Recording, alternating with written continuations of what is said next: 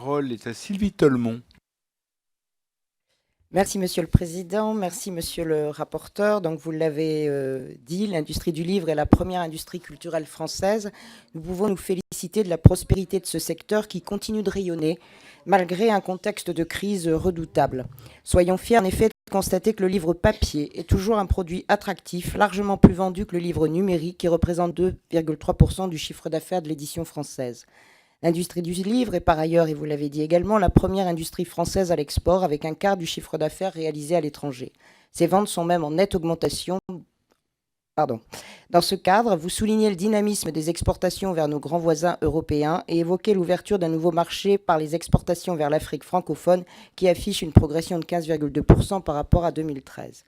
J'ai à ce sujet noté dans la seconde partie de votre rapport, au cours de laquelle vous abordez les voies à explorer, le projet d'une plateforme de diffusion à la demande, présentée en 2014 par M. Maurice Kouakou Bandana, ministre de la Culture et de la Francophonie de la Côte d'Ivoire.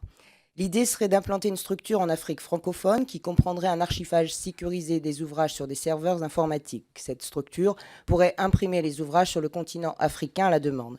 Cette configuration présente le double avantage de faire baisser les coûts du transport et d'être au plus près des demandes des clients, parfois très ponctuelles. Malgré les atouts indéniables et la pertinence de ce projet au service de la promotion et de la diffusion du livre français à l'étranger, votre rapport souligne qu'il n'a pas encore vu le jour, faute d'appui financier de la part des États d'Afrique francophone. C'est sur ce point précis que je souhaite vous interroger. Pouvez-vous nous détailler davantage ce projet et les perspectives qu'il peut offrir pour le livre français dans un continent qui, nous l'avons vu, connaît une vraie vitalité et un intérêt pour les œuvres francophones? Pensez-vous que cette structure pourrait voir le jour prochainement? Et quel peut être le soutien de la France au service de cette perspective? Je vous remercie. Merci Sylvie Tolmon. Dernière intervenante.